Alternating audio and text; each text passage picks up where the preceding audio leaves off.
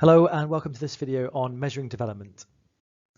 So in this video we're going to look at how economists measure economic development. But what do we mean by this term? What do we mean by development? Well, it's got a tricky one to nail down. It means many things to many people. And fundamentally we're talking about how economies develop over time. The Nobel economist Amartya Sen, pictured here, has seen development as concerned with improving the freedoms and the capabilities of the disadvantaged, thereby enhancing the overall quality of life. He views the idea that human development provides an opportunity for people to free themselves from suffering caused by early death, persecution and intolerance, starvation and illiteracy. And so development is trying to encompass these things. We're going to look at how we might measure economic development. We might say that these are common characteristics of developing countries. So they lead us kind of down the road of what we're talking about.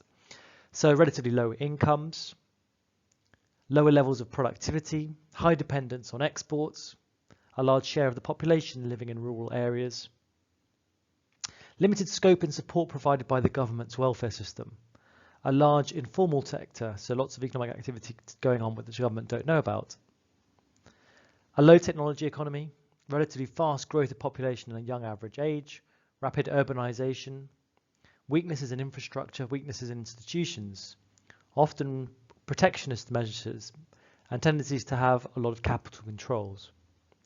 And finally, lower access to the global trading system, lower access to rich country markets.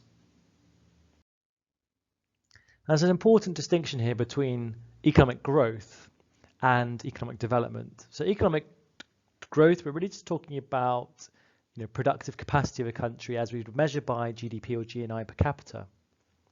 Economic development's a little bit more broad than that. We're talking about progress in expanding economic freedom, sustained improvement in economic and social opportunities, the growth in personal and national capabilities. Now there's obviously a close link between economic growth and development. Lifting per capita incomes can raise people out of extreme poverty. It can give households greater and businesses greater financial resources to save. It can create new jobs, providing a flow of income for people in work. Higher incomes, economic growth can also reduce income and wealth inequality if the lowest earners in society are benefiting from the growth. Faster economic growth can generate higher profits which can be reinvested, promoting increased productivity and capacity. Through economic growth, countries may shift away from more agricultural-based products and manufacturing and tertiary sectors. Economic growth can generate higher tax revenue for the government, who can then provide more welfare state and essential public services.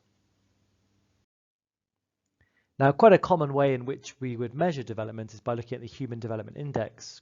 The Human Development Index combines three indices: the life expectancy at birth, the mean years of schooling and expected years of schooling, and then GNI per capita on a PPP basis.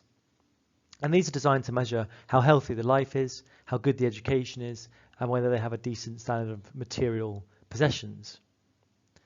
We get an average score here that is somewhere between 0 and 1, 1 being the highest and 0 being the lowest. And in this table here we can see some of the usual suspects who come near the top of the HDI rankings. An inequality adjusted HDI is the same, but here we also make an adjustment for the inequality of the distribution of income within a country. So if it's a very unequal distribution of income, this will bring down our HDI ranking. So for example, the global average of 0.682, when we adjust for inequality of incomes, this drops to 0.525 for the global average. And here we can see the inequality adjusted HDI value plotted against the Human Development Index, the normal HDI value. And generally speaking, we can see that a number of countries score slightly lower on the inequality adjusted index than Human Development Index. So for example, Angola, Botswana, Chile, Korea, United States, these countries being slightly lower on the inequality adjusted would suggest that income inequality is an issue for these countries. There are a whole range of other measures we might look at in order to measure development. We might look at the structure of output, trade and employment. Do they trade a lot? What sort of goods are they trading in? Do they add value? We can look at the extreme poverty levels. We can look at the percentage of male and female workers in agriculture. We can look at the primary, secondary school enrollment figures, access to clean water, how much energy are consumed, fertility rates.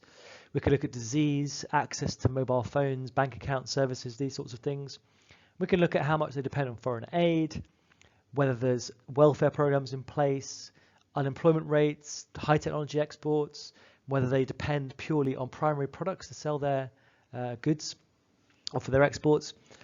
We can look at changes in the pattern of the HDI. We can look at other indices that have many more dimensions that measure poverty. We can look at whether countries are making progress in meeting the UN Sustainable Development Goals. So in this video, we've looked at the main ways in which economists measure development and the nature of what we mean by economic development itself. That's it. Thanks very much for listening.